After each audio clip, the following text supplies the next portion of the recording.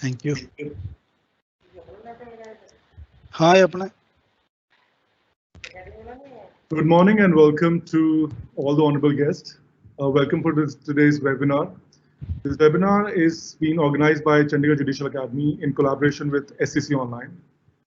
It's my honor to welcome all of you and today's guest, Honorable Dr. Gopal Arora sir, who's a ADJ cum faculty member at Chandigarh Judicial Academy. And I also welcome all the honorable lordships, ladyships from Punjab and Haryana state, and other state high court members also have also joined in. So I also welcome all the from those high courts, and all the other judges who have joined across from all across the India. We have also have members probably joining from the neighboring countries as well, like Bangladesh and Sri Lanka. So I welcome all of you in today's session. Today's session is on the general aspects of execution and challenges. The purpose of this today's session is to address the huge pendency that we have in our court systems and how can we address that. And Gopal Arora sir will just talk about that, considering that we have time right now and we can address these challenges. So that's the main purpose of this today's webinar. So without any further ado, I would request Honorable Sir to please start the session and please help us with your own wisdom, sir. Sir, please. Thank you, Chetanji. Thank you. Good morning, everyone. Sir, our today's topic is regarding the executions and the challenges faced when we decide the cases involving the execution of the decrees. As sir, it is very lengthy topic and it cannot be covered in 1 hour, but I'll try to highlight the main and the important provisions, how to deal with them, how to deal with the objections at the every stage of the execution. And we can compile the execution in 1 slide only. Kindly see this slide. Basically, this is the domain of the executions. We can divide the executions in main these topics, like nature of the decree or the order. First of all, we have to see the nature of the decree and the order involved. Like take the example of a case. Suppose in one of the case, the magistrate or the trial judge records the compromise and the parties settle their dispute by way of a compromise, and it was the ejectment matter. The party agreed to eject the premises and he suffered statement in the court that I'll vacate this premises on such and such date. Thereafter, the time was extended on the request of the tenant, and in the meanwhile the tenant expired. When the tenant expired, his LRs moved an application for the extension of time that was granted, but the premises was not vacated. Instead of vacating the premises, the tenant moved applications, that is the LRs of the tenant, by way of an objections, and the trial court rejected all the objections of the tenant subject to cost of rupees 5 lakhs. But what was the ambiguity in the order of the trial court? The trial court, on the basis of compromise, disposed of the suit in view of the terms of the compromise. This is one of the situations. In another situation, if the compromise is recorded and the party withdraws the suit and the suit was dismissed as withdrawn, and the direction is given that the parties are bound by their respective statements. Now in both the situations, in the first situation, the decree was not drawn. When the execution was filed, the execution was contested hotly on the grounds that it is not supported by the decree.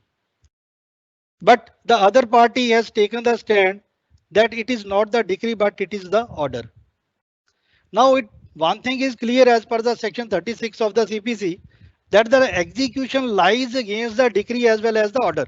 There is no dispute. Now, first of all, I am leaving this example in between and I am taking up these issues, and at the conclusion, I would again come to this proposition.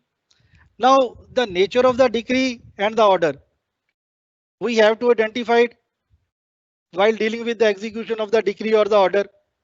Then who can file the execution? Naturally, the execution can be filed by the decree holder or his representative, or who is acquainted with the facts of the case as per the Rule 11 of Order 21. And even the transferee of decree can also file the execution. Now the next question is, against whom it can be filed? It is also understood it is to be filed against the JD or the representative of the JD or the LRs of the JD as per the provisions of Section 49, Section 50, Section 52 of the CPC. Then which court is the competent court? Now the competent court is the court which has passed the decree or where the decree has been transferred. This is covered by the provisions of Section 37 to Section 44 of the CPC. Section 37, Section 38 deals with the court which has passed the decree, or it may be passed by the appellate court, that but the decree is to be executed by the court of first instance. And Section 39 deals with the transfer of the decree. Now the transfer of the decree, there are 4 grounds for the transfer of decree. One is regarding the residence of the JD. Second is regarding the business of the JD, and third is regarding the directions given in the decree itself by the trial court. And fourth ground is the general ground, that is the residuary clause, where the court thinks fit it is to be executed by the other court. These are the 4 grounds upon which the decree can be transferred to the another court. Now the next point is against which property it can be executed. Now kindly divide all the provisions of the execution on the basis of the property, whether it is the movable property or whether it is the immovable property. If it is the movable property, then again divide into 3 segments, whether it is in the possession of the decree holder, whether it is not in the possession of the decree holder, whether it is in the possession of the court. Then the next provision comes, okay, what is the procedure of the scrutiny of the application? And that is contained in the provisions of Rule 11 to Rule 17. The execution is filed as per the provisions of Rule 11, and as per the Rule 11, it contains all the facts in the tabular form as per the performa given in the Rule 11, and it is to be supported by the decree. If there is any ambiguity or if the amendment is required, then that can be done under Rule 17 of the Order 21. Then the next is the procedure for issuing the notice upon the JD. Now this is also very material provision that is contained in Order 21, Rule 22 of the CPC. As per this provision, the 3 grounds are given where the notice is required to be served upon the JD. And apart from that, if the decree is to be executed by way of detention, then the notice is required to be served upon the JD. If it is to be executed against a surety grantor, then the notice is required to be given to the other party. If it is the transferee of the decree, then the notice is required to be served upon the transferor of the decree as per the Rule 16 of the Order 21. Then next is the mode of execution and the detention of the JD. Now the modes of execution are given in Section 51 of the CPC. There are various modes for the execution of the decrees. Number 1, it is by way of the delivery of the property. By the delivery of the property means if the decree has been passed regarding the possession of the suit or any other of the kind, then this would be the method. Second is it is by way of the attachment without it is by way of sale without attachment or with attachment. Then the next ground is by way of the detention, and next is the by way of the appointment of the receiver, or the next ground is the court thinks fit as per the facts and circumstances of the case. So there are the various grounds given in section 51 of the CPC. And there is a different procedure for the detention of the JD. And then the next is procedure for the attachment of the property. Now, see, if the property is to be sold for the recovery of the dues. Now, on the basis of this, we can again divide the decrees into two parts. One is money decree, one is the other types of the decrees. Suppose if it is the money decree, then there is an entirely a different procedure. If it is another decree, then there is a different procedure for the different types of the decrees. Then there is a procedure for the attachment of the properties, like attachment of movable properties and the attachment of the immovable properties. Then there is a procedure for the proclamation of the sale warrants. Then there is a procedure of the sale. Then there is a procedure for the removal of the obstruction, if any, in the possession of the properties. Then there are the provisions for the dealing with the objections of the third parties as well as the parties to the execution. And apart from that, there are the provisions for the cross decrees, cross claims, garnishee orders, and the next is the limitation issues. We see in Order 21, there are different provisions which prescribes the different periods of the limitation. So far as the limitation regarding the executions is concerned, we cannot extend the period of limitation in the execution. And Section 5 of the Limitation Act is not applicable to the executions. This is also the settled law of the Honorable Supreme Court. And for the purpose of the dismissal of the execution, for the non-appearance, or for proceeding ex parte against the respondent, there is a separate clause. And as per those provisions, limitation cannot be extended. Suppose if an execution is dismissed in default,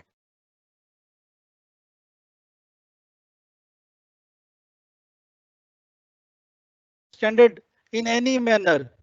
Suppose if a person is proceeded against ex parte in execution, then there is a provision of 30 days from the date of the knowledge if proper service is not affected upon the respondent.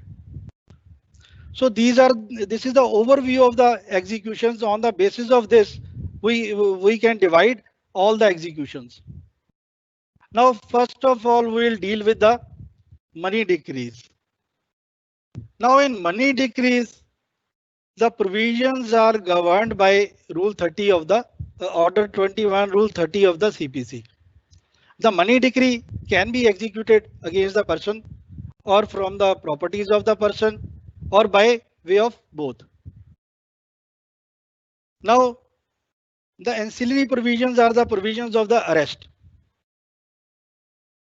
Generally, what we do, we issue the summons to the JD. JD does not appear in the execution, and then we issue the arrest warrants of the JD or the conditional warrants of the JD. Now, whether this is the correct procedure, the question arises. The provisions regarding the arrest are contained in the rules 37 to Rule 40. Now, the Rule 37 says show cause notice is to be issued upon the JD first of all, and if he does not come, then the arrest warrant can be issued.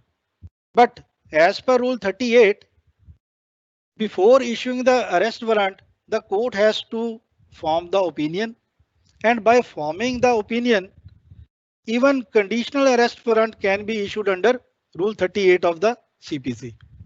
And this is basically required to form an opinion, but after the service of the notice, because Rule 37 comes before the Rule 38 of the CPC.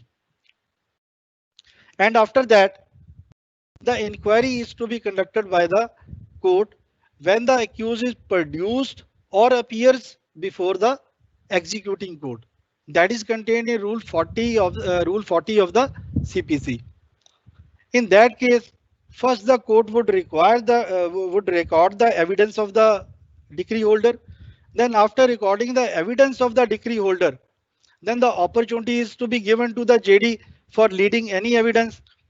And in the meantime, the custody of the JD would be given to the official of the court, or he may be released on bail after taking the security from the JD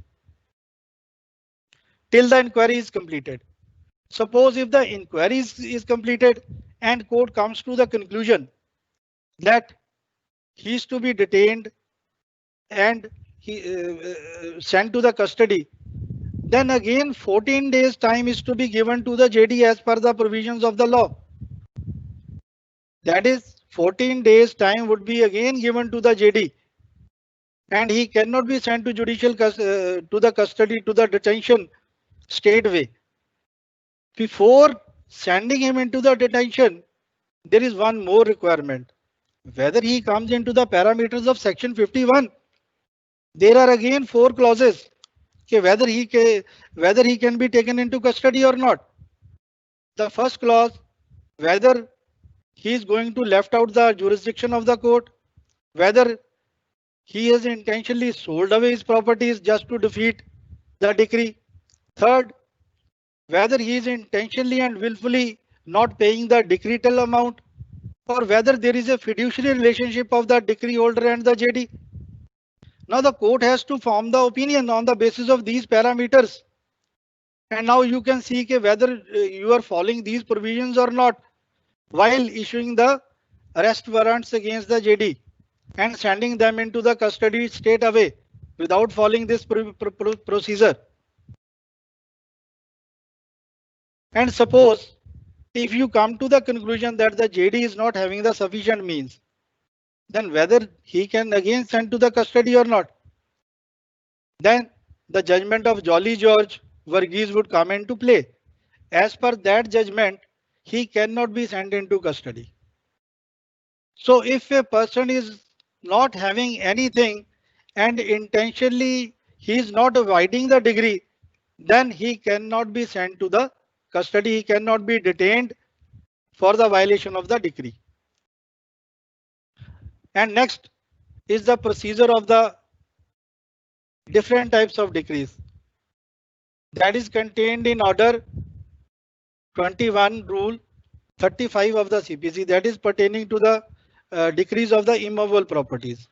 Suppose if it is a decree for the possession of suit for possession, then naturally the possession of the premises or the immovable property is to be given to the decree holder.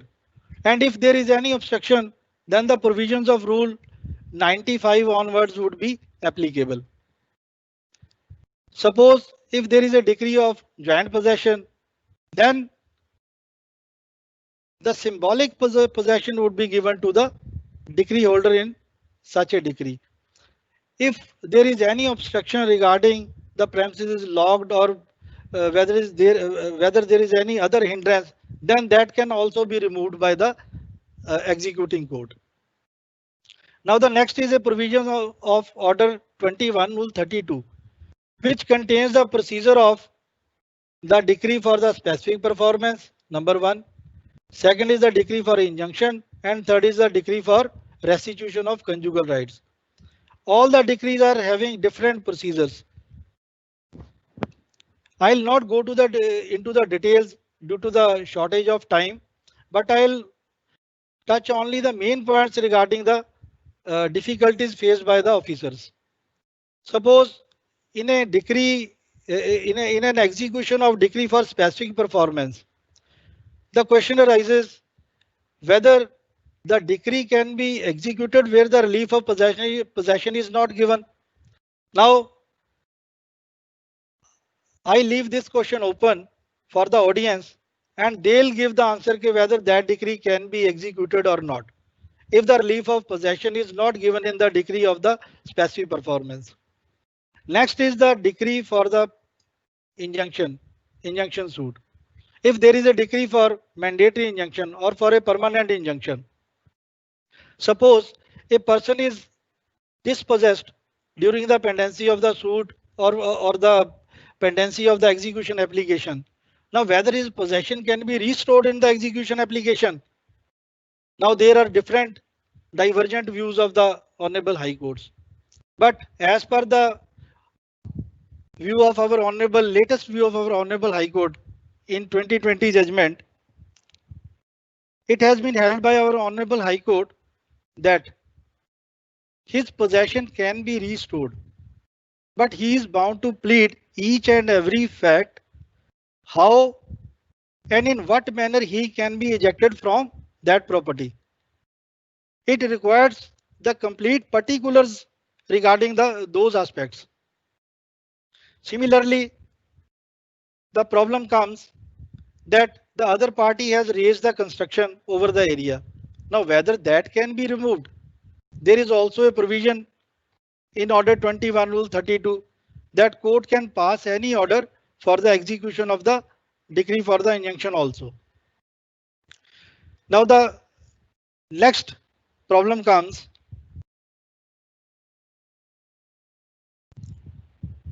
in the attachment of the property. In the attachment of the property, first of all, the warrant of attachment is to be issued as per the provisions of Order 21, Rule 54 of the CPC.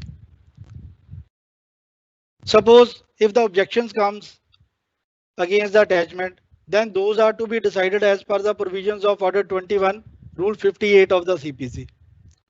After the decision of the objections, then the provisions of Order 21 Rule 66 comes into play. That is the issuance of the warrant of proclamation.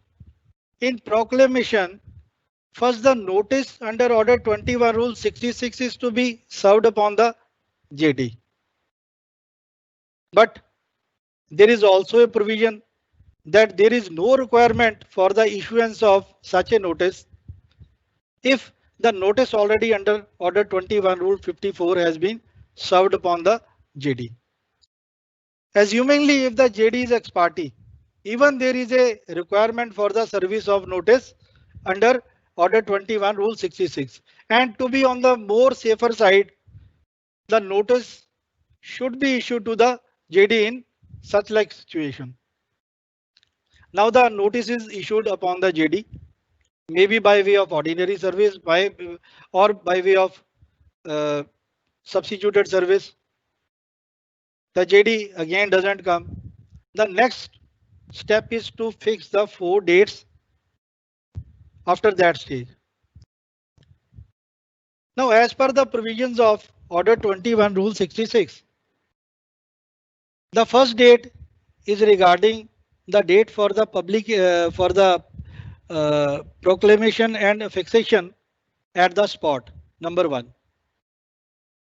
First, there should be a Munadi at the spot, and then the warrant of proclamation should be affixed on the conspicuous part of the property. This is the first stage. And the word has been used thereupon upon the courthouse. This is the second stage. Thereupon upon the courthouse. It should be affixed on the courthouse. Then the third stage is the data regarding the sale or the auction. And for the third stage, we'll take the provision of Rule 68, which provides that there should be a gap of 15 days in the case of immovable property and 7 days in the case of movable property from the date from the courthouse to the sale. But generally, we have scanned the files of various courts from Punjab and Haryana. The first date is fixed for fixation at the courthouse. Then second date is fixed at the spot. Then third date is for the sale of the property. Then fourth is for the report. Now, whether this procedure is a correct procedure, this is also a question for you. After the fixation of 4 dates, if the sale is affected, then there is a provision for filing of the objections against the sale, that is under order, it may be under order 89, maybe under rule 89, maybe under rule 90, or maybe under 91. And there is a limitation of 2 months for filing the objections against the sale proceedings. Before this, there is also a requirement for the payment at the time of the sale. 25% of the amount should be paid at the spot, and the remaining amount, 75% of the amount, is to be paid within 15 days. Now again the question arises, if the 15th day is the holiday or the Sunday, whether extension can be given in such like eventuality. After the completion of these formalities, there is also a provision, if there is no purchaser, then decree holder can move an application under rule 72 of the CPC. Then there is also provision that opportunity can be given to the JD for the private alienation of the sued property as per rule 83 of order 21. Now, after the completion of the sale, then there is a provision of the confirmation of the sale that is to be made under rule 92 of the CPC after taking all the objections against the sale. When the sale is confirmed, then the sale certificate is to be issued to the JD. There is a separate procedure for the issuance of the sale certificate that is also given in the Punjab and Haryana High Court rules and orders. But there is a one provision that it should contain the date of the sale, first of all, when the sale was made, and the exact nomenclature and the identity of the property. Then after that, under rule 95, decree holder would move an application for the possession of the sued property. And if there is any hindrance, then that is also to be removed by the executing court. And then again, the stage comes when the third party jumps into the execution. In rule 97 of order 21, before 97 there is a rule 96. Under the rule 96, if the property is in the possession of tenant, then the possession cannot be given to the decree holder, but the symbolic possession is to be given to the decree holder, and only the fixation is to be made on the property that from today so and so is your owner. Now again coming to rule 97, under 97, the decree holder moves an application for the removal of the resistance caused by the third party, and those are to be decided in rule 99. Rule 101, and under rule 99, this is the objection given by the third party who is in the possession of the property, that we are dispossessed illegally as per the orders of the court, and now our possession be restored again, and those are to be decided in rule 100. And as per the provisions of rule 101, which governs all these provisions from 97 to 99, that all the rights all the issues pertaining to the right, title and interests of the parties are to be decided in the execution, and no separate suit lies for that. Now coming to the next provision, in rule 102, the rights of Lisp transferee pendant light are decided in the execution application. And there is a clear-cut provision that he has no right to challenge the execution. And the last provision is regarding the provision of this rule 105 and 106 regarding the dismissal of the execution application in default and dismissal of the application. हमारे यहाँ पे टिड्डियों का हमला हो गया है। आज तक मैंने मेरी लाइफ में ऐसा सीन नहीं देखा है। ये बहुत ही डेंजरस पोजीशन दिख रही है। हमारे इतिहास के अंदर ऐसा सीन नहीं देखा है। Hello. Sir. Hello? Is there any problem?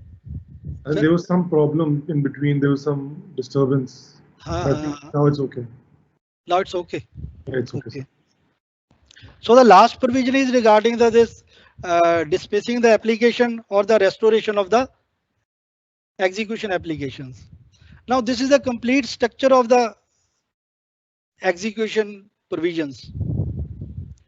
Now the other supporting provisions are the provisions of Order 39 to Section 74 of the CPC.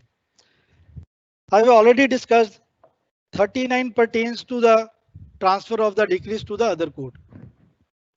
Now the question arises whether for the transfer of decree to the other court, the pendency of the execution is necessary. The answer would be no. The decree holder would move an application before the executing court for the transfer of the decree to the other court, and the pendency of the execution is not necessary. And the next provision is the provision of percept, which is also related to the transfer of decrees. That is contained in section 47 of the CPC, 46 of the CPC. Under this provision, the court can give interim relief to the decree holder. He'll give command and order to the transferee court for the attachment of the properties situated in the other area. And in the meantime, the proceedings for the transfer of application would be completed. That is the interim relief. That is the relief like Order 39, Rule 1 and 2 in the injunction application, injunction suit basically. Now the next provision is the provision of objections under Section 47 of the CPC. Now objections under 47 of the CPC are very material. The main object of 47 is to deal with the objections regarding the execution, discharge and satisfaction of the decree. And there are abundance of judgments for elaborating these provisions. Number one, for the execution, for the discharge and for the satisfaction of the decree. And as per those provisions, now there is an overlapping of the provisions of Section 49 as well as the provisions of the dealing with the objections under Order 21, Rule 58 or Rule 92 or Rule 101 of the CPC. But the beauty of Section 47 is that there is no limitation for filing the objections under Section 47 of the CPC. Whereas at every stage of the execution, there is a limitation for filing the applications. Suppose if you have to file the objection at the time of filing of the application, at the time of filing of the reply, then there is a limitation. That is before the issuance of the warrant of attachment, you can file the objections at the time of Order 21, Rule 22 of the CPC. And then after the attachment, you can file the objections before the issuance of the warrant of sale.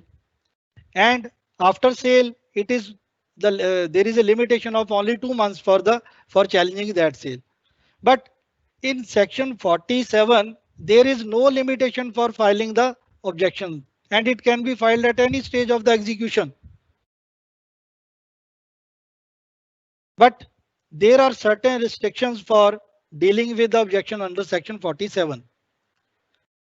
It is the basic law that the executing court cannot go beyond the decree, terms and conditions of the decree.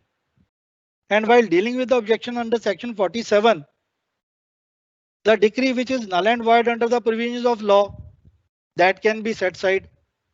But illegal decree cannot be set aside under the provisions of section 47 of the CPC. Now, in the latest judgment of Sneh Lata's case in 2019, the Honorable Supreme Court had the occasion to deal with similar situation pertaining to the objections of section 47 regarding the jurisdiction issues. And in that case, partition decree was filed by the other court where the property was not situated. And the objection was taken that this objection is pertaining to the subject matter. I am again leaving this question to you. Whether the passing of the decree of partition by the court where the property is not situated, whether it is pertaining to the territorial jurisdiction or the subject matter jurisdiction. Number one. Now the law is very much clear that if the objection is pertaining to the subject matter, then the decree can be set aside. And if it is pertaining to the pecuniary or territorial jurisdiction, then it can't be. But as per the provisions of section 18 of the CPC, the jurisdiction of the subject matter is also pertaining to the place of the properties. And there is an overlapping. And now you will decide whether this is the territorial jurisdiction error or it is the subject matter jurisdiction error. And the next ground for the setting aside the decree under section 47 is if it is passed against the dead person or if it is not executable in any terms. Now, after section 47, there are provisions regarding the sale or the rateable distribution. And there is another important provision is regarding the attachment, which is section 60 of the CPC. Now, as per the section 60 of the CPC, certain exemptions are given to the properties like the house. Suppose if it is a residential house and it is the possession of the agriculturist. Now, whether that can be attached or that is exempted, it is very much clear that that is exempted under section 60 of the CPC. If it is in the possession of domestic help or servant, it is also exempted from the attachment. And there is also one amendment under the rules, that is section 60 clause CCC, which is also pertaining to the main residential house in the possession of the JD. Now the question arises whether a house which is in the possession of the JD and an execution has been filed against his LRs or the LRs dies during the pendency of the execution. Now what would be the status of that provision? As per the settled law of our Honorable High Court, if the residential house is in the possession of the JD and execution petition is filed against the JD, then that protection would be given to the JD. If JD dies during the execution application and his LRs are brought on the record, then that benefit should not be given to the LRs. But if the execution application is filed against the LRs from the initial stage, then that benefit should be given to the LRs. Now the next situation, if there is a suit for specific performance against the same property, then that protection cannot be given. But If in that same suit for specific performance, instead of relief of specific performance, the relief of money decree is given, then whether that amount can be recovered from that house. Again, the question is no. Then that protection is not given. Then that protection is given to the JD. That amount cannot be recovered from same property because that is not a charged property. But if that property is charged, then that protection is not given to the JD. Now, similarly, there is an exemption of the salary clause in section 60 of the CPC. Now, regarding the exemption of salary, there are different parameters. For the decree of maintenance, there is a different parameter. For the general decree, there is a different parameter. That is, firstly, it is to be deducted 1,000, then 2/3 of the remaining amount. But there is a citation of our Honorable High Court. Once the salary is deposited in the saving account, then it loses the character of salary. So there is no bar, even 100% salary can be attached as per that judgment. Same is position with the life insurance policies. If there is a life insurance policy in favor of the JD, that amount is exempted throughout, even after his death, or even if he receives the amount of the insurance policies during his lifetime. Basically, I am touching the gray areas on the basis of law for the convenience of the officers to deal with the objections easily in the execution applications.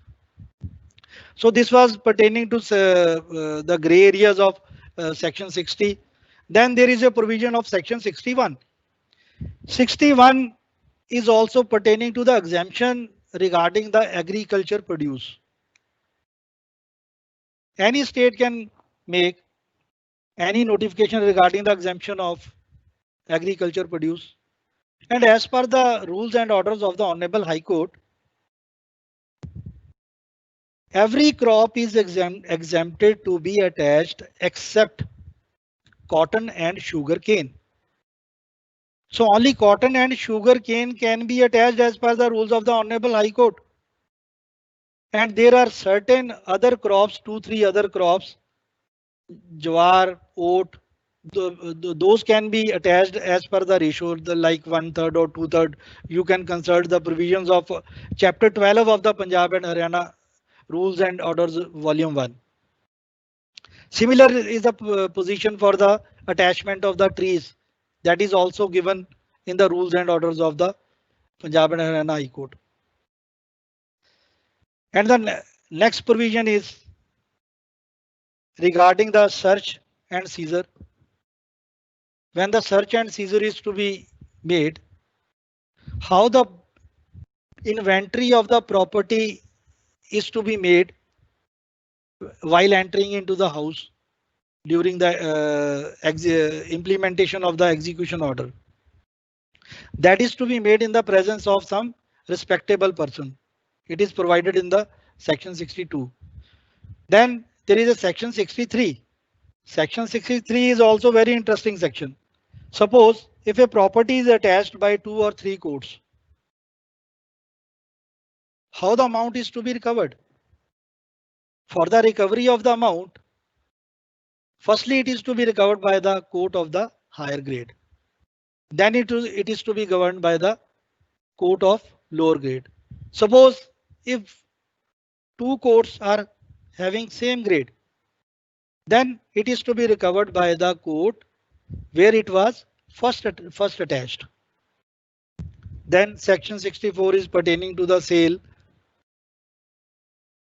Then there is a provision of the rateable distribution, that is the section 74. Sorry, section 73. 73 of the CPC. As per that provision, if there is a money decree and there are number of applicants who are claiming the properties of the JD and they move the application before coming into hand of the assets of the JD to the court, then the court will distribute the properties as per the shares of the everybody. But if the property is under mortgage, then there is a proviso. If the property is under mortgage, then option can be given to the mortgagee whether whether he wants to retain that mortgage, then there would be no rateable distribution to him. The property would go as it is under mortgage.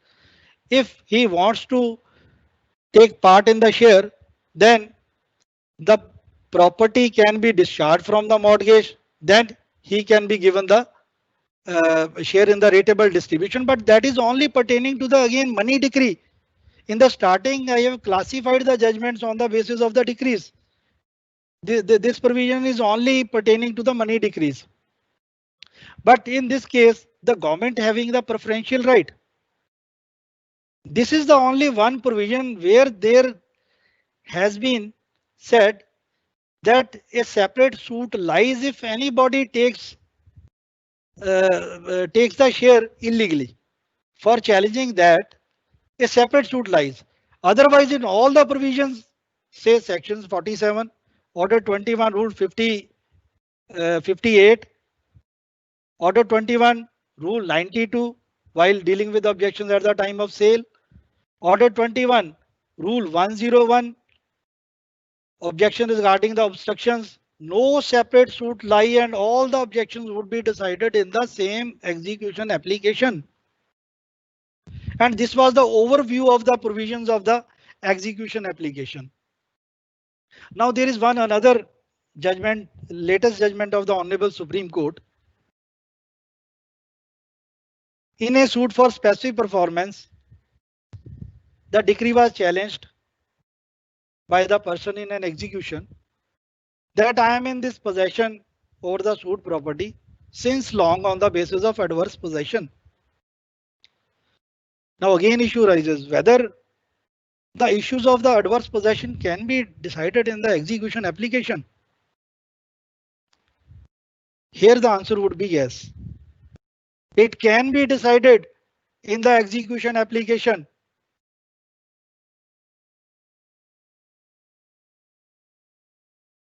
On the basis of long possession over the properties. Now there is a latest judgment of Honorable Supreme Court. Now a person can claim title on the basis of, now it is 3 judges bench of the Honorable Supreme Court, that on the basis of adverse possession, a party can claim right over the suit property. Now it cannot be taken as a defense only. Now be ready for dealing with such type of applications. Okay, we are in possession over the suit property on the basis of adverse possession. And it is the latest judgment of the Honorable Supreme Court in the case of execution, Shamsher Singh case, that the executing court has to decide this issue on the basis of adverse possession. But before framing issues in the execution application, kindly think over this issue that you have to decide prima facie on the basis of the material on record whether the issues are to be framed or not. Even as per the earlier judgment, Rocky Tires case, as per the judgment of Honorable Supreme Court, it is not required in every case to frame the issues in the execution. But first of all, you have to satisfy on the basis of certain documents or the evidence or the affidavits produced by the parties that the issues are required to be framed in this case. Generally, there is no need for framing the issues. Even without framing the issues, you can pass the orders in the execution applications while dealing with the objections. So main areas I have already touched, and where we face the problems.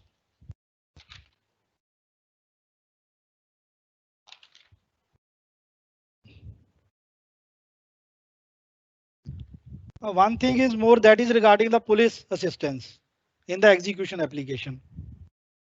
Since in the execution, when we deal with the execution, there are different sets of persons who are involved in the execution. Number one, it is the executing court. Number two, revenue officials. Number three, bailiff of the court. And number four is the office of the district and session judge or the civil judge senior division. As per the provisions of volume 4, chapter 7, part J, the police assistance can be given to the decree holder for the execution of the decree. And for that purpose, the executing court, on the basis of the report of the bailiff, first would come to the conclusion that there is a need for giving the police assistance to the decree holder.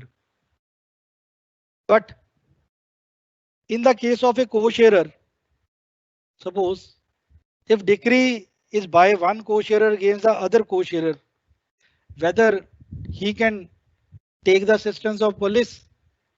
No. In such like cases, the police assistance cannot be given, because every co-sharer has every right over the every inch of the land till it is partitioned by metes and bounds. So please don't give the police help in those cases. And the another area, that is the forcible dispossession after the satisfaction of the decree. Suppose if it is a decree for permanent injunction and the decree holder is dispossessed after the satisfaction of the decree, whether he can reopen the decree, reopen the execution application? The answer would be no. In one of the cases, after 1.5 years, he moved an application under section 151 of the CPC for the revival of the execution application. Then that is not maintainable. Once the decree has been satisfied, then it is satisfied. Then the dispossession would be a new cause of action. Now the another area which I have not touched regarding the execution of movable properties. The execution of movable properties is by way of search, by way of seizure and the delivery to the decree holder. This is also contained from Rule 40, Rule 30, Rule 44 to Rule 53 of the CPC.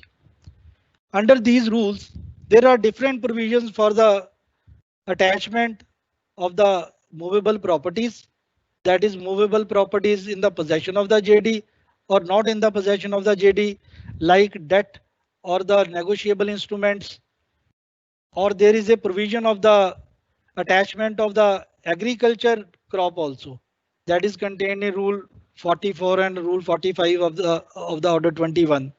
As per those rules, the fixation has to be made at the site as well as the outside of the residence of the JD or where he is carrying on his business. And the next provision is regarding the attachment of the salary, that is Rule 40 and Rule 48, 48 and 48A of the Order 21. That is only the exception to the Order 39, because as per Order 39, the decree is to be transferred, but the salary of a person can be attached even outside the jurisdiction of the executing court. That is as per the Rule 48, that is pertaining to the government servants, and 48A to the private servants. The next provision is regarding the attachment of the property of the partnership firm, that is also 49 and Rule 49 and 50 of the, that is to be recovered from the properties of the partnership firm if the decree is against the firm. So this was all about the executions. I have covered, I think, all the provisions regarding the execution. Now I'll wait from your questions. Thank you, Thank you, Dr. Gopal Arora, sir. So we already have questions in place. Yes, I yes, can, yes. if you allow, I can start asking questions, sir. Yes, yes, yes. So the first question that we have is from Gurdaspur, CGM, sir. The question is it mandatory to issue notice on every stage of execution process if JD is already been ex parte? See, like this is a decree. Suppose if it is a decree for the specific performance and the JD is procedure ex parte, generally they are procedure ex parte. Now, what is the procedure of the decree for the execution of specific performance? First, the notice is to be issued. Suppose if the JD is procedure against ex parte, then after that, the draft sale deed is to be given in the court as per the agreement to sell. Then the notice is required to be issued regarding that draft sale deed even if the JD is ex parte, right? And even at the time of, suppose, proclamation of the property, though that property is not going to be sold away, which is under the decree. For the purpose of the compensation as per the provisions of Order 21, Rule 32, Clause 3 and 4, if the court thinks that some compensation is also to be given, then the another property of the JDs is required. Then that is to be attached and that is to be put on the sale. But for the purpose of this execution of this decree under specific performance, the notice of draft sale deed is to be given. Similarly, if it is a money decree, then the notice is also to be given at the first stage, then at the time of the issuance of the proclamation, then Order 21, Rule 66, if even if he is an ex parte. So the notice is required to be given. That is to be on the safer side. The next question. Sir, thank you, sir. So right now over here we're talking about, the next question talks about the procedure of executing decree. Should it be shortened in its ways? I think considering that it takes a lot of time, can it be shortened? See, the whole of the procedure has been given in the Order 21, supported by the Section 36 to Section 74 of the CPC. Simple, there is one procedure. Suppose if the notice is to be issued to the JD at the first stage, if he has filed the execution application within the year of 2 years, as per Order 21, Rule 22, there is no need for the issuance of the notice. That can be curtailed. The other provisions are to be followed. So Next. So next question is about if the notice as desired under Rule 37 of CPC has not been served for want of one reason or the other, how to proceed further? What would be the next course of action?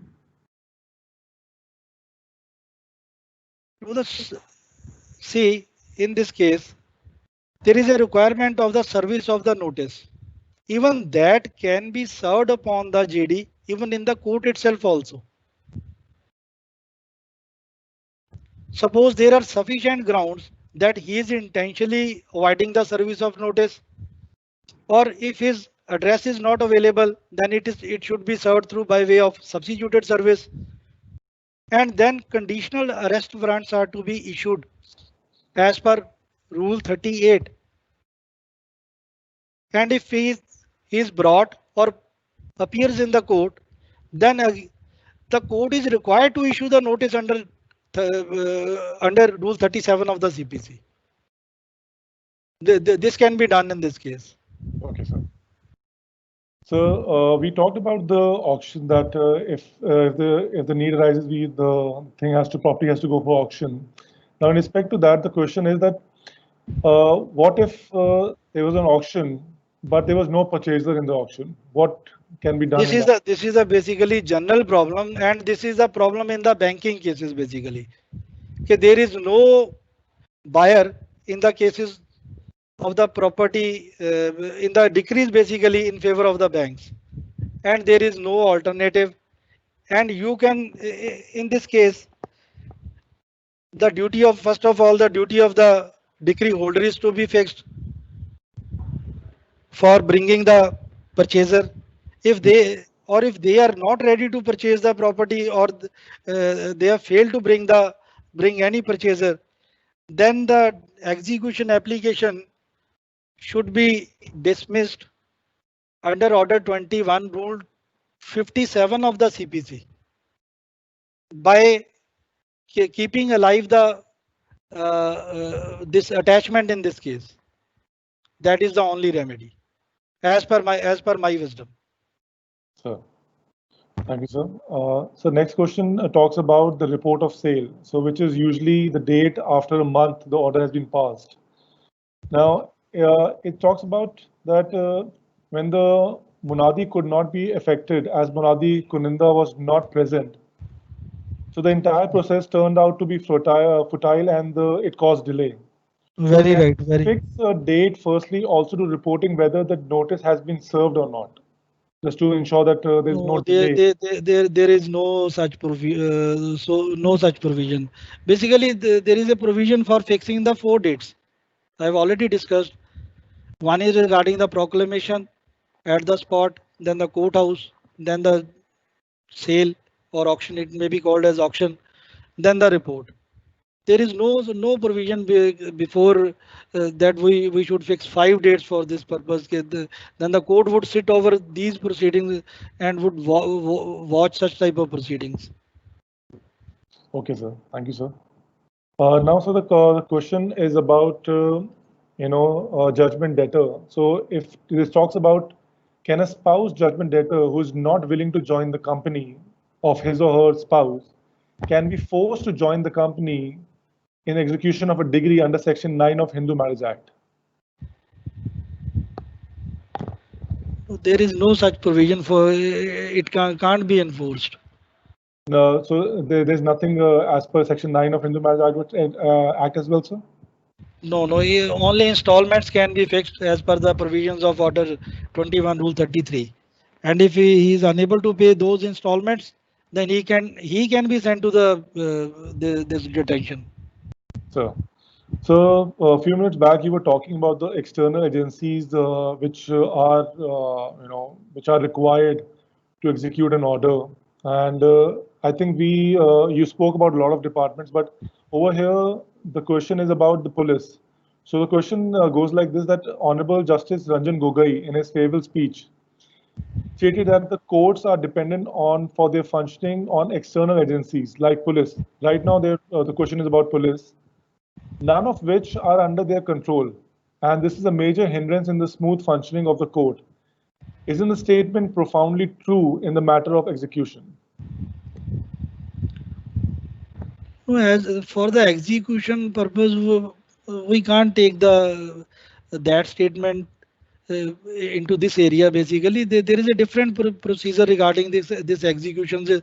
Order 21 and the other provision, it is a self-contained provision. It is a self-contained code for the purpose of the executions of the decrees or the orders, basically. Okay, sir. So something related to, I think, on the same lines about the execution of an order and all. The second question comes in, which talks about the revenue department, the police department never ever execute the warrants of the court at first priority, and which results in a lot of loss of time and energy, and the court is wasted. How can we overcome these difficulties in respect to the revenue department and the police takes priority on these orders? Basically, it depends upon the court to court. You have to build your own image. Execution के लिए तो एक ही fund है कि बस हाथ में डंडा होना चाहिए basically. This is a basic फंडा. Okay, sir. I would like to share my experience at this stage. Sir एक एग्जीक्यूशन पेंडिंग थी and there was a decree of year 54 and I was taking up that application in the year 2012. 54 की sir judgement है and execution में उसकी deal कर रहा हूँ in the year 2012. 1980 में उसका warrant of possession was issued और वो पार्टी इतनी शरारती है कि उस पार्टी ने फाइल भी गायब कर दी। और मैं यहाँ पे ऑफिसर्स को एक ये भी बात बताऊंगा, we are just talking as colleagues. मैं आपको कुछ सिखा नहीं रहा, एग्जीक्यूशन के बारे में कुछ नहीं कर रहा। This is a just platform for the purpose of discussion of the provisions basically. तो उसमें 1980 की वारंट ऑफ पोजेशन, तो मैटर 3-4 बार उन्होंने ट्राई किया कि इसको किसी तरह से ओपन करके कि दोबारा इसको इनिशिएट कर दें, और वो सुप्रीम कोर्ट तक भी पार्टी गई। उन्होंने by way of separate suit भी प्रोसीडिंग्स को चैलेंज किया। तो जब मेरे पास 2012 में एग्जीक्यूशन आई, तो जब मैंने देखा कि it is pertaining to 54, the decree of 54 and 4 years after the independence of India, I was shocked. तो मैंने क्या किया जी, 1-2 दिन उसके में लगाया, तो रिकॉर्ड समन कर लिया। उसमें रिपोर्ट आ रही है अहमद की कि the record is not available, कि जी फाइल ही नहीं मिल रही, कहाँ पे है। तो पार्टी देख लो इतनी शरारती है कि उन्होंने फाइल भी गायब करवा दी कि फाइल ही नहीं है कहाँ ओरिजिनल उसकी। सिर्फ एक फाइल का पार्ट मेरे को मिल रहा है जिसमें सिर्फ 1980 का ऑर्डर एग्जीक्यूट दिख रहा है कि जी ये वारंट ऑफ पोजेशन गया है इसमें। तो मैंने कहा कोई बात नहीं, मैंने उस पर डिटेल्ड ऑर्डर पास किया 25 पेजेस का, कि मेरे को ना तो रिकॉर्ड की जरूरत है, किसी की जरूरत नहीं है। पार्टी तब से 54 से ये कोर्ट में घूम रहे हैं और सुप्रीम कोर्ट में इतने बार मैटर जा चुका है। तो देन मैंने उसका वारंट ऑफ पोजेशन इशू कर दिया। मेरे को पता था कि ये मेरी कंप्लेंट भी होगी इस केस में, एंड उन्होंने मेरी कंप्लेंट फाइल की, ट्रांसफर एप्लीकेशन फाइल की ऑनरेबल डिस्ट्रिक्ट जज के सामने। तो मेरे को बुलाया गया कि जी ये क्या है। मैंने कहा जी ट्रांसफर कर दें। मैंने कहा कर दो जी, मेरे को इसमें क्या इंटरेस्ट है, कुछ नहीं है। ट्रांसफर कर दिया, और मेरे वाला ऑर्डर उन्होंने इसी बेसिस पे जाके हाई कोर्ट में चैलेंज किया कि जी इस ऑफिसर ने ऐसे ऐसे किया है, कि विदाउट रिकॉर्ड इसने वारंट ऑफ पोजेशन इशू कर दिया। And ultimately their revision was dismissed with the cost of rupees 1 lakh, though the matter was transferred from me. दूसरे जज ने उसको डील किया, and with in I think 4 और 5 months उस प्रॉपर्टी का पोजेशन हो गया वहां पे।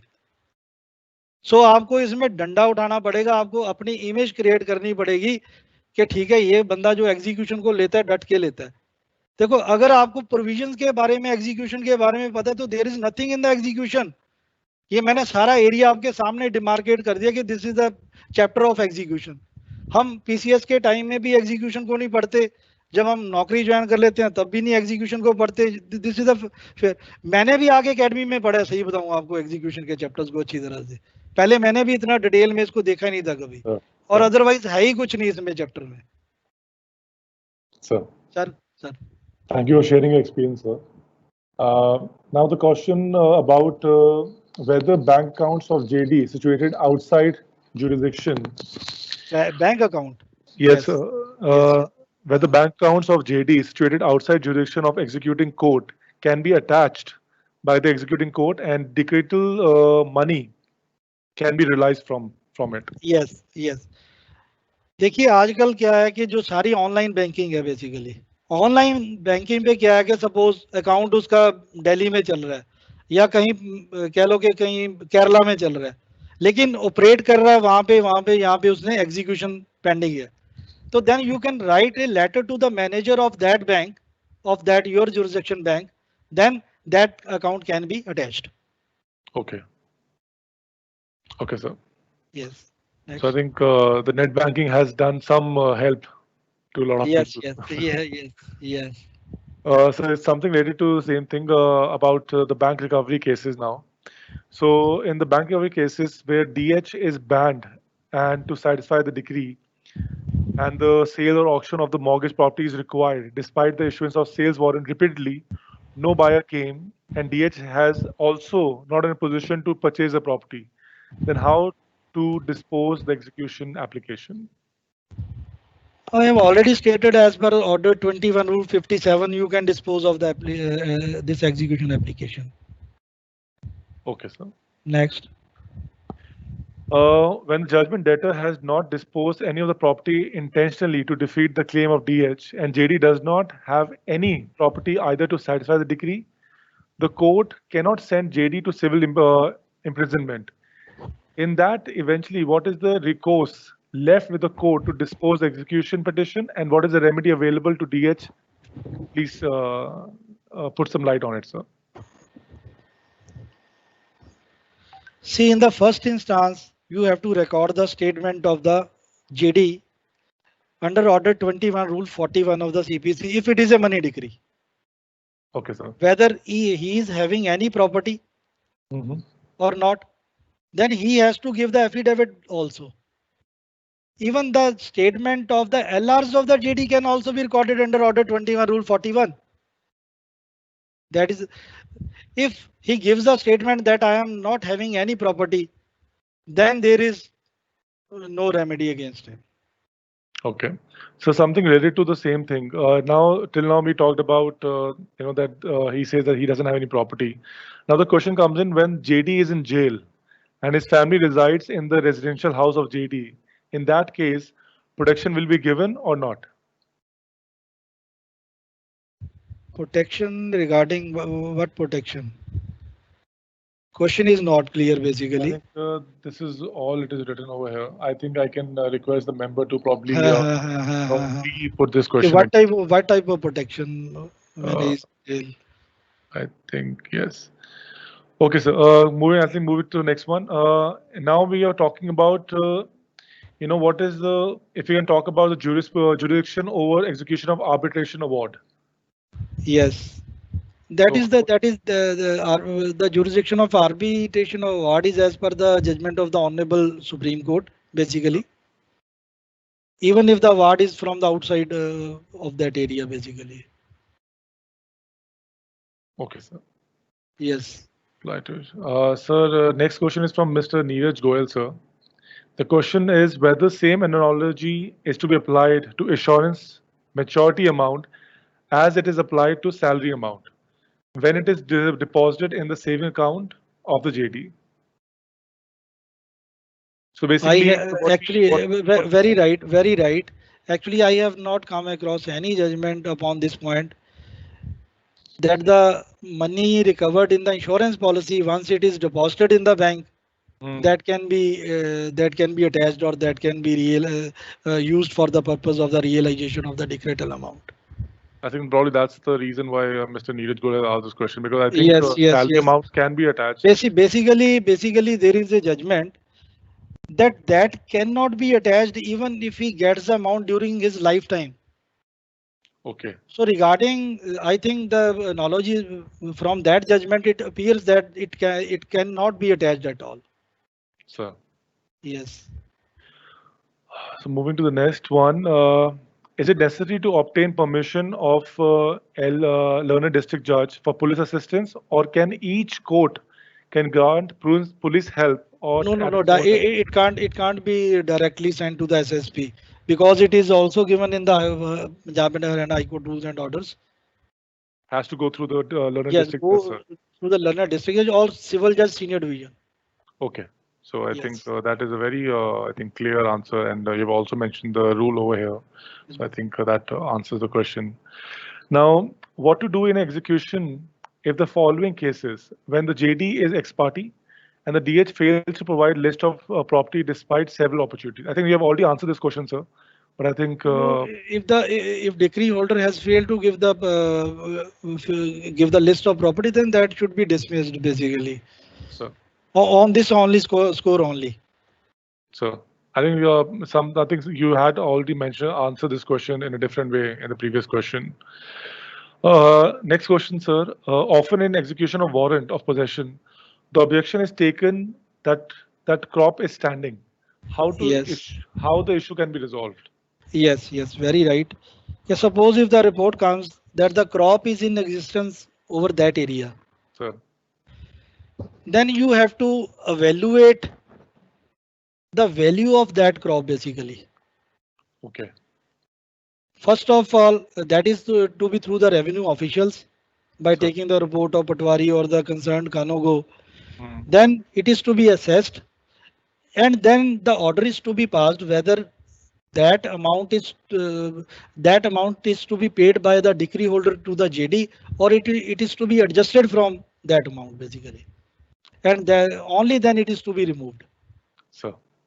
Yes. Gopal sir, I think this question that I'm going to read next, I think it will answer a lot of questions. The question is about whenever the Honorable Supreme Court delivers a judgment, most of the times they say it's that the effect would be retrospective effect. It will affect all the previous judgments as well. Now, in this question it's very specific to adverse possession. So the question is that if a judgment of the Honorable Supreme Court regarding the adverse possession has retrospective effect or not. No, that is pertaining to the pending cases basically. Sir. Or previous cases should not be rather open. Obviously, sir. Obviously, I think the question is very specific to pending cases itself, sir. Yes. Then it can be.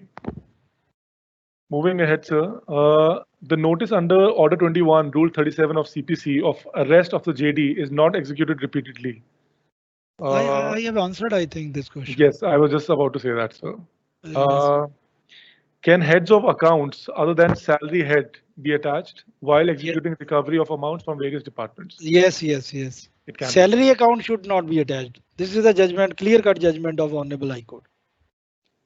Okay, I think so. The question was asking, you have answered two questions in this, sir, because the question said that can the heads of account other than salary heads can be attached. So I think salary head has to be excluded in this, and others can be made a part of the recovery amount. Yes. So I think it has answered two questions. Now, if the property of a government officer, including immovable and movable property is attached, what arrangement is to be made for its possession? The property that is attached is a government property. Yes, that is to be given to the custodian or to the spurdar as per the Rule 43 and 43A of the Order 21. And the name of the spurdar is to be given by the basically decree holder. And even that can be kept into the custody of the officer of that department. It is the basically discretion of the court. Okay, sir. Yes. So the next question is the general provision is that executing court cannot go behind the decree, but if the executing court finds that suit was barred by the limitation res judicata, but inadvertently suit was decreed, can the executing court can go behind the decree saying that the suit is barred by limitation? See, there is a distinction and demarcation. Under section 47 of the CPC, only void, null and void decrees can be set aside. Illegal decrees cannot be set aside by way of the order, by way of section 47.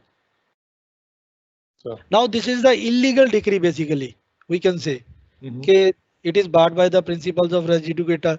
And even if it is barred by the provisions of suppose Limitation Act, even it has granted interest which is beyond the provisions of the act. That is the illegal decree basically. We are here to deal with only the null and void decrees under section 47 of the CPC. So this decree cannot be challenged in the execution. Good. There is a separate remedy for filing the appeal against that decree. Sir. Now, moving to the next question, Gopal sir. What is the nature of security which can be taken while stating execution pending appeal? The further question is, please explain the number of person and the nature of properties and the documents which should be taken in this course. See, regarding this security or surety, we can say, sir, we can take the bank guarantee. Sir. Or we can take the indemnity bonds in the form of indemnity bonds, or we can take the fards of the like Jamabandi and Jamabandis of the property for this purpose, or the sale deed for this purpose. And there is no provision regarding the number of persons. Basically, it is to be equivalent to the value to be realized basically involved in the decree. And sure. This is a very good question basically. The money decree should not be ordinarily stayed. This is a settled law. If you will stay the money decree, then that should be subject to some surety or security. If it is stayed, without any surety or security, then the solid reasons has to be passed by the court. Sir. Yes. Thank you, Gopal sir. Next question is, if some money has been deposited pending satisfaction of execution for payment to the successful party, is the interest payable on the same? How is the question payment of interest can be decided? That is as per the terms and conditions of the decree. So whatever has been decided in the first place can Yes, be yes, accordingly. yes, yes. The executing court cannot go sorry, beyond the decree. So The interest, the amount that is to be paid as per the provisions of decree. I want to add something here regarding this money decrease basically. sir. What happens in money decrease basically, there is principal amount, interest amount and the cost. Now the issue arises during the pendency of the execution applications. The payments are made time to time. Like suppose a suit has been decided in the year 2015. The execution was filed in the year 2018. And at the time of filing of the execution, certain amount was also paid by the JD when he appears in the court.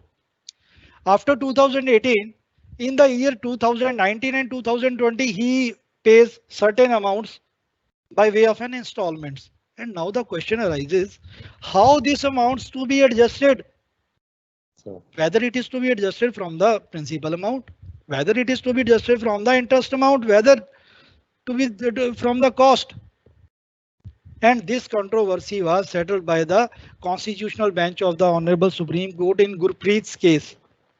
It was later on followed by a number of judgments. That is the principle of appropriation of the amount in the cases of execution of decrees. If the decree is silent regarding the adjustment of the amount, then firstly, the amount is to be adjusted against the interest, then against the cost, then against the principal. That is ICP formula should be applied in such like cases. And one another point in money decrease, basically. Suppose if creditor has died before filing the suit, and his LRs file the suit against the debtor. And the question arises whether succession certificate is required for passing the decree on the basis for the money for the recovery of money. Now this controversy was also settled under the Indian Succession Act. In such like, it would also rise in your mind that that is not the relevant question to the execution. This is directly relevant for the execution because the decree in that case would not be executable if it was passed without obtaining the succession certificate. So the succession certificate is required at the time of the passing of the decree by the trial court. Then that decree, money decree, would be executable. Suppose if LR dies during the pendency of the suit, then there is no need for the succession certificate under section 214 of the Indian Succession Act. Suppose if the decree is passed, then the decree holder dies. And now the LRs have to file the execution application against the JDs. And then what would be the proposition here, whether the succession certificate is required or not? In this situation, there are divergent views of the various honorable high courts. Some says KG, this succession certificate is required. Some says succession certificate is not required. So it is the discretion of the officers. Please, sir. Sir, thank you so much, Gopal sir, for such a detailed answer on this. Sir, next question is about when a warrant of arrest has been issued against a collector or for that matter, any government official in the capacity of executing a money decree, especially in respect to LAC cases or MACT cases or damage suits, etc. Sir. But before execution of the WA, that is warrant of arrest, the officer stands transferred and some lady officer is posted in his place. Can that lady officer be arrested in execution of money decree? So there is a bar basically for issuance of a warrant of arrest or arresting the woman. under the provisions of the CPC. Sir.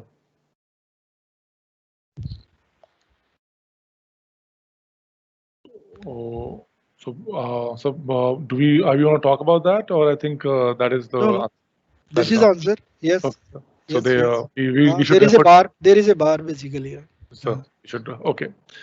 Now talking about whether notice of draft sale deeds to JD prior to the execution of sale deed through court can be waived off. Notice of draft sale deed can be waived off. Yes, sir. I've already answered that it is required to be given as per the provisions of Order 21 Rule 34 of the CPC. This is a mandate. I think there's a repeat question. I think you've already answered this question, sir. The question was that, sir, is it mandatory to send application to the police help in execution to the civil judge, senior division, or additional civil judge, senior division, or a junior may also provide police help? So I think you have already answered this No, question. I have already answered. Yes. It is through the district judge, learned district judge, or through the civil judge, senior division. Civil judge, and only then can be done, sir. So let's try the next one. Next question, sir. In court auction sale proceeding, DH applies for raising the bid but is unable to make payment.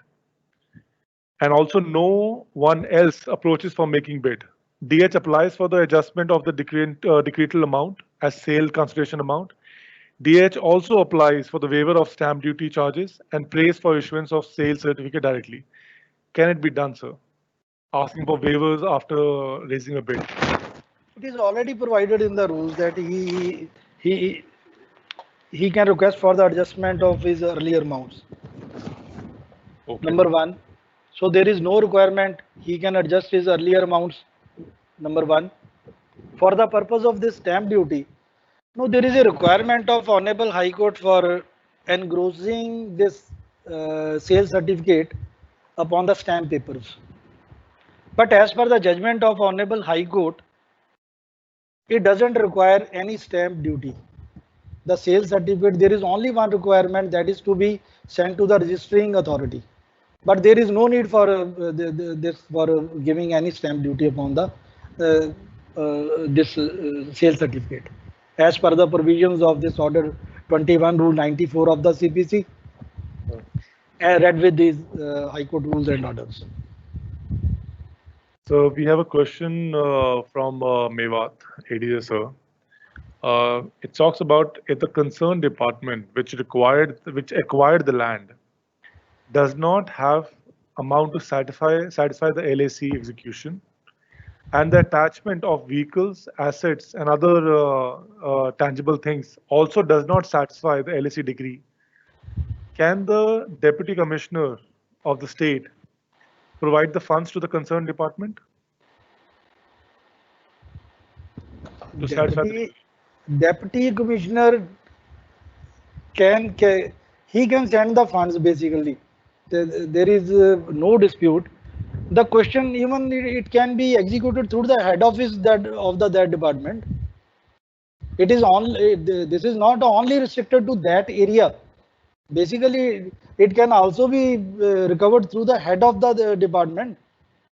Sir, the question if it is not satisfied from the furniture or from the vehicles of that particular area, suppose Mewat area, sir, and this office must be having its head office at Panchkula or maybe somewhere else, and that can also be recovered from the buildings of that area. So, but the question over here has another aspect to it. Can the judges direct the Deputy Commissioner directly to raise the funds and to the concerned department? Can the judges direct? Basically, it is to be recovered from the movable or from the immovable properties. Sir. So, I think there is no sense for issuing such directions with due regards. I think. Sir. Thank you, Gopal, sir. Moving to the next one. Sir, in case of application for recovery, maintenance amount for 10 months, whether can be respondent be sent to civil imprisonment for 10 months at one go, or there should be some gap in two imprisonments? Basically, there is a gray area in this situation, whether he can send to the detention for the default of every month, rather I will say every month. But there are certain judgments that he should be sent only for once for 30 days. But there are certain judgments that he should be sent to the detention for default of every month, basically. Okay. So there is a basically gray area in this. I am also unable to give proper answer due to this divergent opinions. Sure. So thank you so much. Moving to the next question. Can a person be arrested under Order 21, Rule 37 of CPC, even when to the knowledge of DH and the court, he has no property or money to honor the decree?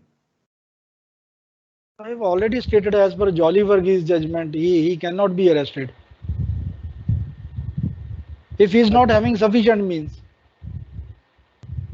So I think what I'll do is I will just put the Jolly Varghese citation in the announcement in the chat option itself.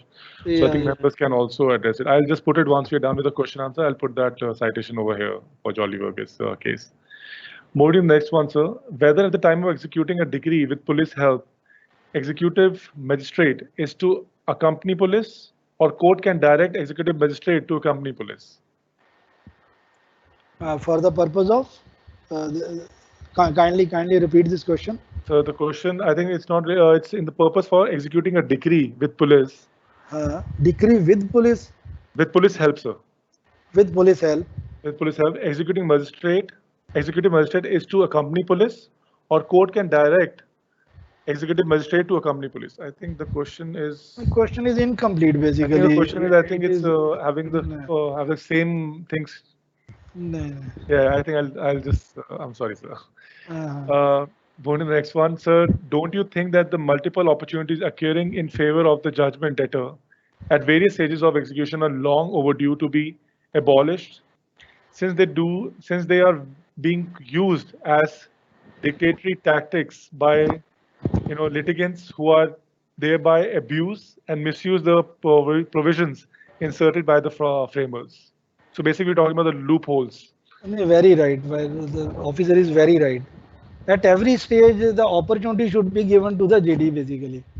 From the appearance stage, from this Rule 22 onwards, at the time of 22, then Rule 58, then at the time of Proclamation 66, then 90 at the time of 92, then 95, then 97, then 99, then 101, then again Section 47, then objections of Section 60. Very cumbersome procedure. But we can't suggest to the legislature that they should be amended. It is the discretion of the legislature. So I think what you're saying is that we can do this. Yes, we can do. We should be having the knowledge. Yes, these are the aspects. उसको deal करो objections को one by one. So. और कुछ भी, I am again repeating कि execution में कुछ भी नहीं है, nothing. एक दिमाग में है कि पता नहीं 106 इसके रूल्स बन गए जी, सेक्शन 36 से लेके सेक्शन 74 तक इतने इसके सेक्शंस है, who will read it? कुछ भी नहीं है इसमें. मैंने आपको 1 घंटे में सारा कुछ प्रोजेक्ट किया है कि this is the overview of the execution. और if you having any problem difficulty, मेरे मेल पे भेज दो, मेरे व्हाट्सएप पे भेज दो. If you want to, I am sorry to say, मेरे को नहीं पता कि एडीजेस भी आज का अटेंड कर रहे हैं, लेकिन I can infer from the questions. I have high regards for the ADJs and I have learned all from my seniors. I was thinking this is only pertaining to the civil judges. Civil judges, we are also basically colleagues, and I am not here to teach you anything. Basically, I am sharing my experiences with you people, and this is the basically platform where we can discuss all the problems. Actually academy में भी हम चाह रहे थे कि execution पे एक ऐसा लेक्चर हो जाए कि सारे आ जाए. रादर आपको जो भी कोई और भी आप प्रॉब्लम्स इसमें देखिए और भी ऐड कीजिए, मेरे वाले लेक्चर में ऐड कीजिए कि इसको भी और आप इस तरीके से इसको और ये ऐड करके हमें ये चीजें इसको आप बताओ नेक्स्ट टाइम जब भी कोई इसका लेक्चर आता. तो thank you so much. Thank you. So we have ADJ sirs as well joined. A lot of ADJ sirs have also joined in. So I think it's not only restricted to civil judges. ADS are also a part of this webinar. So moving to the attachment of property in respect to money decree, the question is the director of company. Can a director of company be arrested or detained in case of money decree against company? And when he binds his personal property for clearing the debts of the company?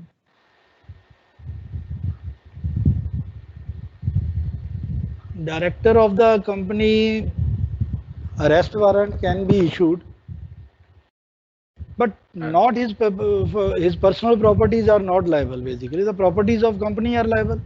I think sir, this is also as per the Companies Act. He cannot. The company is a individual entity, and directors can't be held, can't be fulfill the liability through their personal assets. I think Right. we'll just come over here. So thank you. We have a couple of more questions. I'll just try to finish it as fast as possible. If JD is arrested in the execution of conditional warrant on a holiday, where he would be kept in custody by the person executing the conditional warrant, sir? Will he be kept in the custody, or where will he be kept, sir? If he is arrested on the holiday? On the holiday. Yes, sir. Under this order 21 rule 37. So that has JD. not been mentioned, but yeah, it's just been written that if the JD is arrested on I have already explained that there is a complete procedure from rule 37 to rule 40.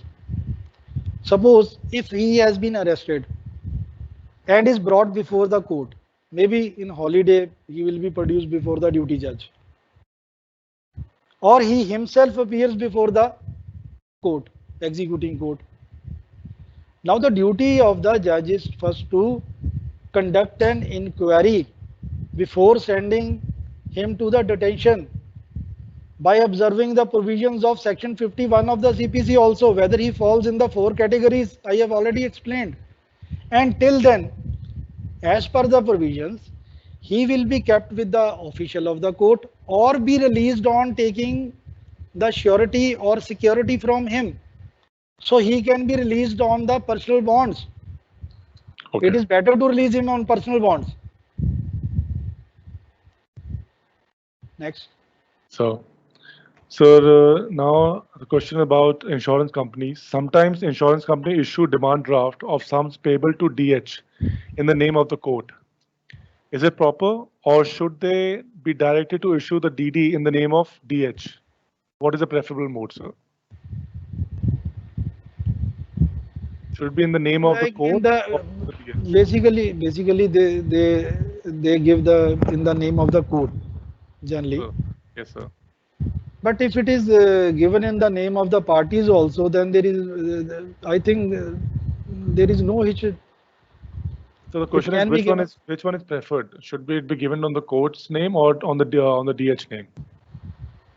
If it is given on the DH name, then you have to verify from all the judgment. Then you have to again conduct the inquiry basically.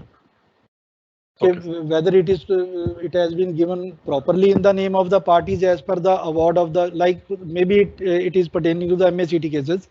Okay, whether it is as per the award given in the MACT cases, then the burden of the court would be increased basically. If it is given in the name of the court, then that would be given as per the judgment to the parties. That is a safe mode basically. So basically, it saves a lot of time. If the officer is ready to conduct an inquiry, then even that can be given to the name of the parties. But the court should be ensured before giving this payment to the concerned parties. So there is a question. I will just post. I will just I think mention it, but I think you have already answered it. So I'll just mention it for the user's sake. The question is about the major hurdle in execution of a degree is unsaid political interference and the consequential police inaction, and because of which there's a delay and there's an unexpected willingness of the police of not assisting the court. So I think you've already answered that. It's also about your reputation that people, police will. So I think so if I'm correct, that's Yes, so I'm moving to the next one because I think the question had been posted before, and there are a lot of similar questions that are coming up. So I'm just trying to, club those 2-3 questions together, and so that we can save on time. Now, next question about is in the execution of a degree for possession of immovable property by using force, that is break open of lock, the executing official so appointed by the court often find various articles kept in the suit property which JD is not coming forward to receive. Whether should such articles be kept and how to dispose them off if JD does not come forward at all for these articles? basically, as per the provisions of section 62, the inventory is to be made.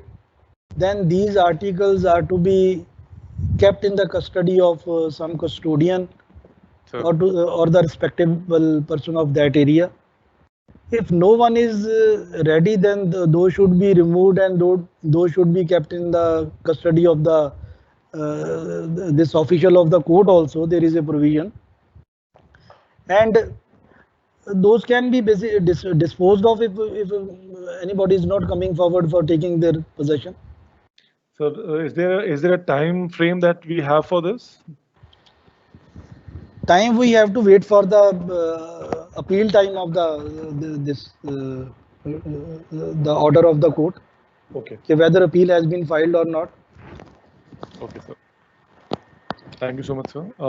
Moving to the next, whether in case of execution of degree of mandatory injunction for removal of gate, etc., the decree holder has to prove by leading evidence by adopting the procedure of Order 21, Rule 32 of CPC, that the wall or the gate has not been removed by JD, that is non-compliance of the decree.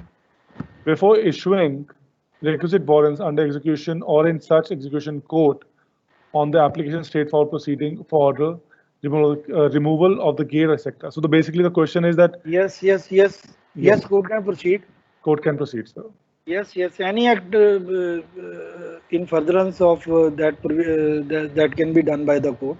There is a provision under Order 21, Rule 32. Sir.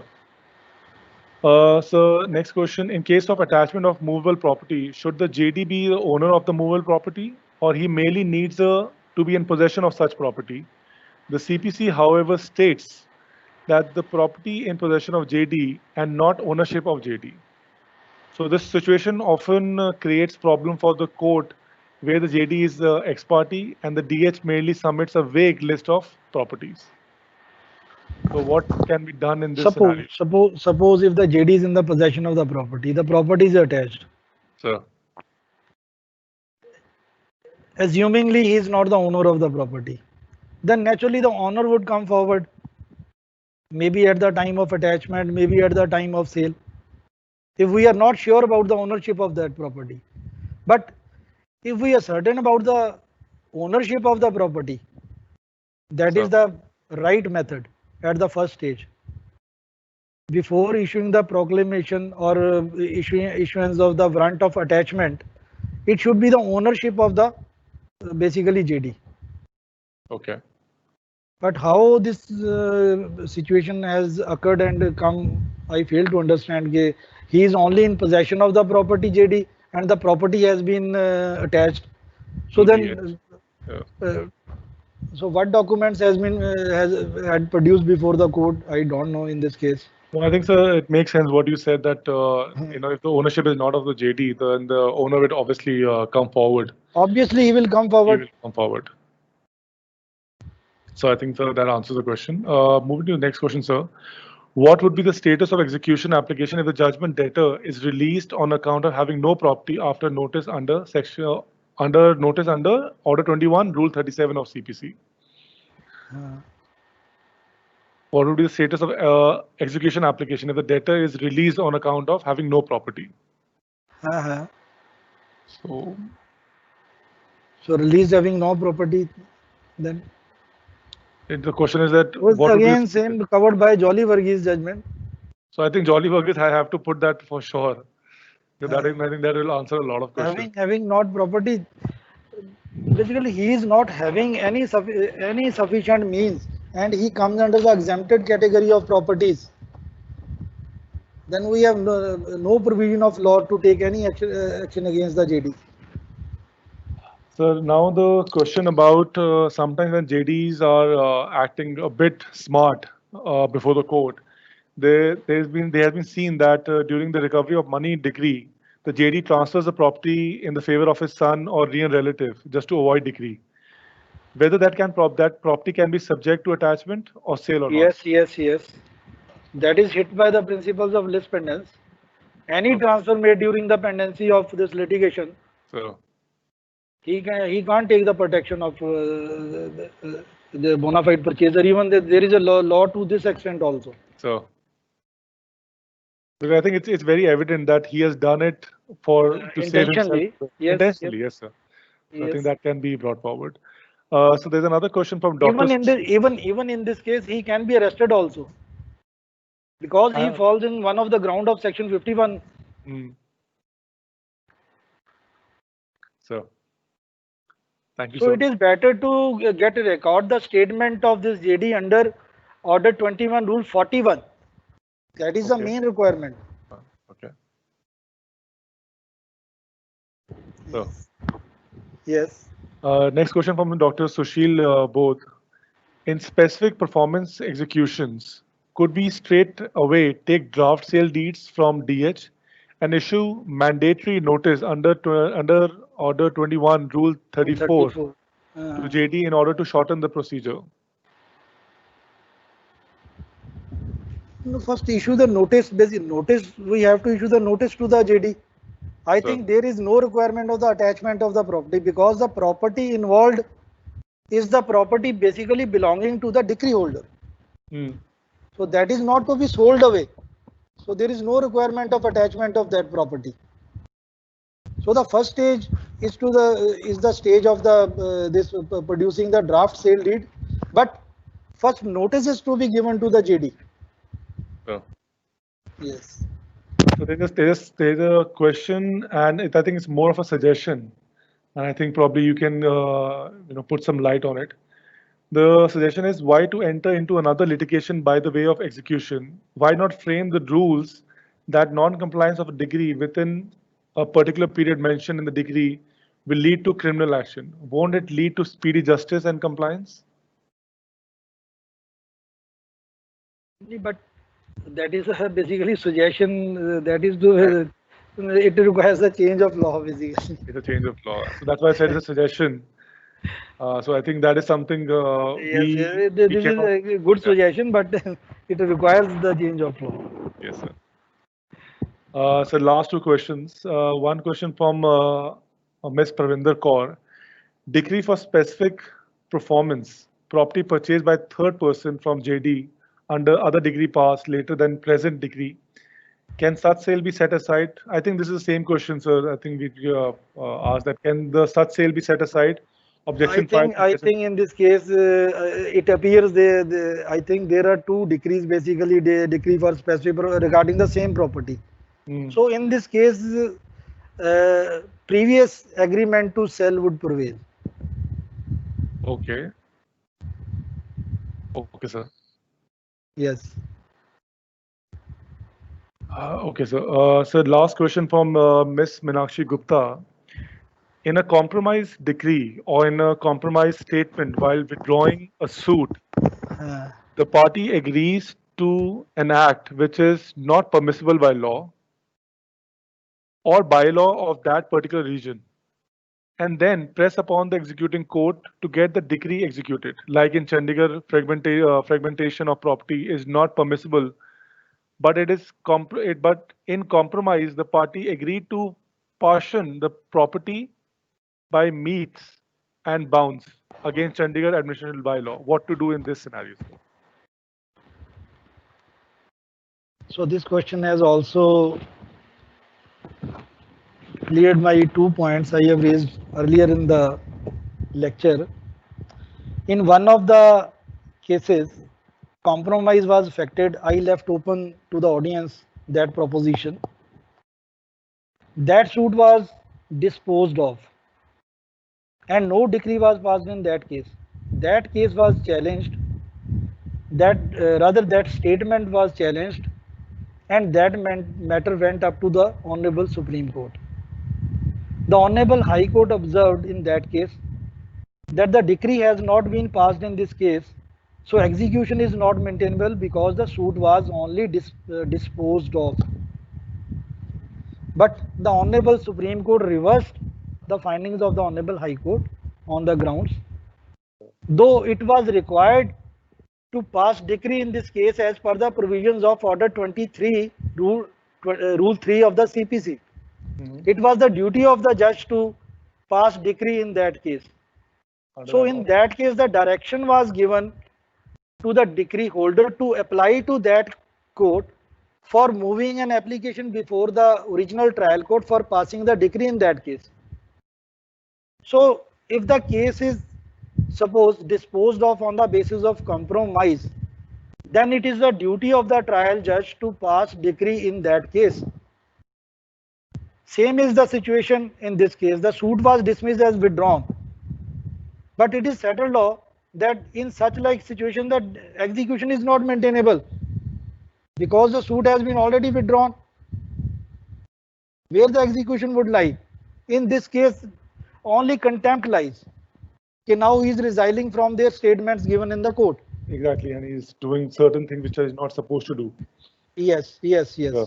I think this actually sums up the entire webinar. So I'm just concluding my point. Yeah. Under Order 23, Rule 3, it is the duty of the judge to pass decree on the basis of valid compromise. That should not be a void compromise. That should not be an inexecutable compromise. So if such like direction decree has been passed or compromise has been effected, that is the illegal compromise. Yes. I think, sir, one of the member has also given us the citation for Jolly George Verghese versus Bank of Cochin, the case that you have referred during the webinar. The citation is 1980, Volume 2, SSC 360. I'm also publishing this on the screen, so all the participants can also see this citation. I think, sir, this brings us to the end of this webinar. I think it's been almost an hour that you were in the question answer round. So 1 hour of your detailing and 1 hour of question answers. No worries. We can even continue up to 3 p.m. I'm sure, sir. I think I should thank all the members who joined in today, all the lordships, all the respected judges, not only from Punjab and Haryana, but also from other states who gave their precious time. And I'm sure there were a lot of questions, and I hope all the questions were addressed and answered. Like Dr. Gopal sir said that you can also reach him out directly on his email ID. Sir is the ADJ cum faculty member in Chandigarh Judicial Academy. All of you already know him, so you can get in touch with him. And in the last, I would like to thank Dr. Gopal Arora sir. Sir, thank you so much for giving your time and being so patient with so many questions that I've been just posting one after another. I think this is your contribution to the judiciary by sharing your knowledge. And I think, sir, on behalf of SCC, I would like to say thank you so much for doing that. And so anything that you would like to say before we conclude this session, sir? Yes, I also want to add something more. Sir. Regarding this mode of execution, there is one mode of execution is the appointment of receiver. And one is the clause E, that is as per the facts and circumstances of the court can pass any order. Sir. And regarding this appointment of receiver, there is one provision in Order 21 Rule, this 49 of the CPC, regarding the partnership firms, that receiver can be appointed for the ascertaining the shares of the partners. But there is also a law that a receiver can be appointed for the sale of the properties outside the area, and that would be governed by the provisions of Order 40 of the CPC, and the provisions of Order 21 would not be applicable. There is also a latest judgment on this point on the basis of the earlier judgment of the Honorable Supreme Court also. A receiver can also be appointed for selling the properties by way of public auction outside the area of the court where the execution is pending.